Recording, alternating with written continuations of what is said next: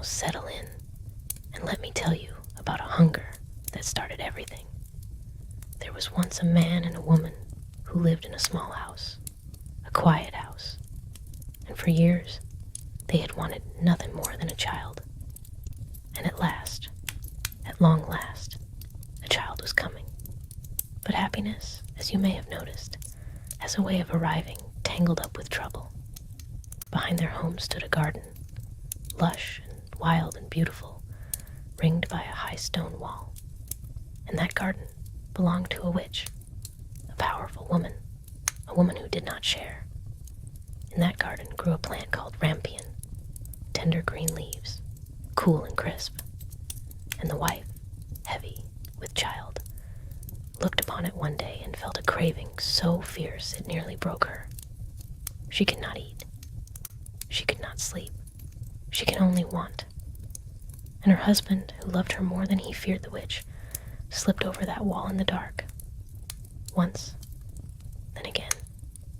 But on that second night, a shadow fell across him, cold as iron. The witch stood there, eyes like flint. He begged. He trembled. He told her about the child coming, the wife suffering, and the witch listened. Then she smiled the way winter smiles. She said he could take all the rampion he wished.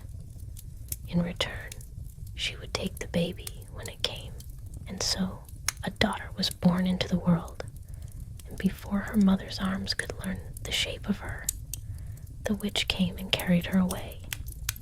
She named the child Rapunzel, after the plant that had sealed her fate, which seems a sorrowful sort of name, doesn't it? And yet, the child grew into something radiant. She grew tall and kind and curious, and her hair, oh, her hair, it was the color of sunlight caught in honey, and it grew and grew, year after year, until it fell in long ropes nearly 20 feet to the ground. Now the witch loved Rapunzel, in her own cramped and jealous way, and when the girl was 12 years old, that love did what frightened love so often does. It locked the door. There was a tower at the edge of a great dark forest. No stairs, no entrance, only one window, high and narrow, near the very top. The witch brought Rapunzel there and left her. When she wished to visit, she would stand below and call out, her voice cutting through the trees like a blade. Rapunzel, Rapunzel, let down your hair. And the girl, obedient and alone, would wind those long golden braids around the window hook and let them fall. And the witch would climb up, hand over hand, into the only world Rapunzel had ever been allowed to know. Years passed the way they do in towers, slowly and all the same.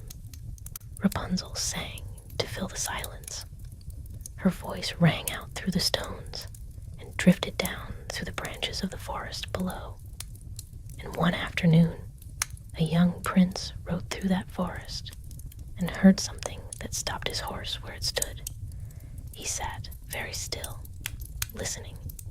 He could not see the tower, not yet. But that voice, it was the most alive thing he had ever heard. He searched for days before he found it. And then, hidden in the tree line, he watched. He saw the witch arrive. He heard the call. He saw the golden hair come tumbling down like a ladder made of morning light. He waited until the witch had gone. Then he stepped to the foot of the tower, heart hammering, and called out the same words. Rapunzel, Rapunzel, let down your hair. The hair came down. He climbed, and when he stepped through that window and Rapunzel turned to see him, not the witch, but a young man with kind eyes and muddy boots and a face full of wonder, she startled, but only for a moment, because something in her recognized him, the way a song recognizes its own melody. They talked for a long time that first evening, and he came back, warm and real and unstoppable began to grow between them. But secrets, even the most tenderly kept ones, have a way of slipping free.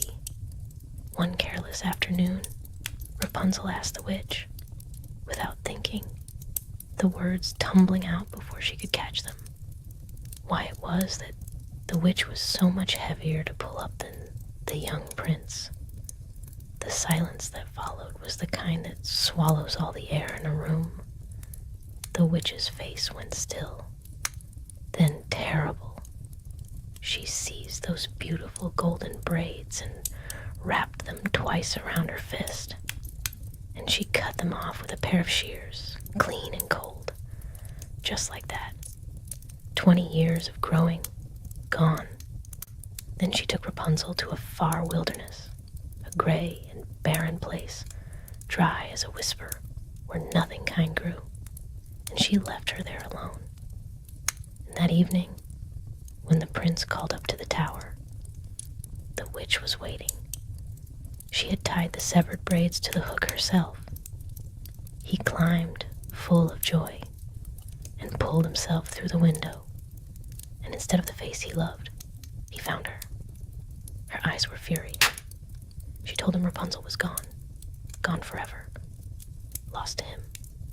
And the prince, in his anguish, flung himself from that high window, down into the thorn bushes below. The thorns caught him, and as he fell through them, they took his sight. He lay in the dark at the foot of the tower, blind and broken, and the forest said nothing at all. He wandered after that. What else was there to do? He could not go home. Not like this. Not hollow like this. So he walked, through forests and over hills, through cold seasons and warm ones, feeling his way by the sounds of wind and water and birdsong, eating roots and berries, sleeping under whatever shelter his hands could find. And all the while he carried her inside him, not a memory that faded, but one that stayed sharp and clear. Her voice, her laugh, the particular warmth of that small tower window when he would climb in from the dark. He did not know where he was going, only that he was still going. In the wilderness, meanwhile, Rapunzel had not perished. She had done what people do when there's nothing else to do.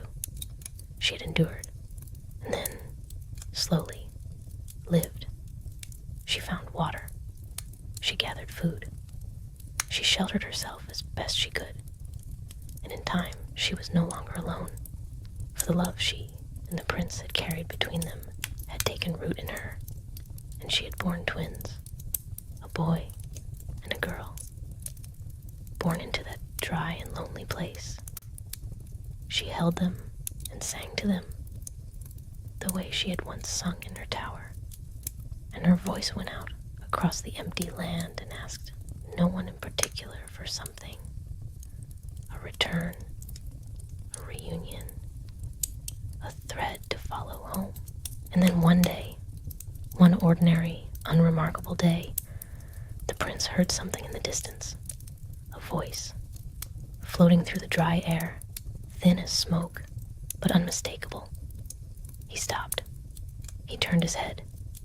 He followed it, stumbling over the uneven ground, arms out, heart pounding so loud it seemed to fill the whole wilderness. And she heard the footsteps.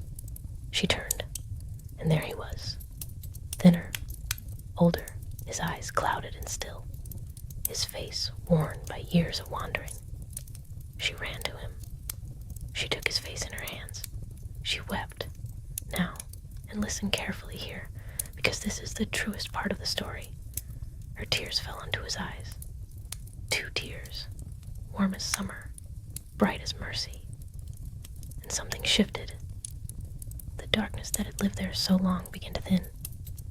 Light crept back in at the edges, and then, all at once, he could see her face. Her dear, beloved face, older than he remembered, and more beautiful for it. She was holding him. children were nearby. The sun was going down in colors he had nearly forgotten. He laughed. She wept and laughed together with him. And they stayed there a long moment, just breathing, just grateful, before gathering the children close and turning toward home. There are stories that end in castles and crowns, and this one does too. But what matters, what I want you to carry with you tonight, is the image of those two hands holding that face, and the tears that brought the light back in.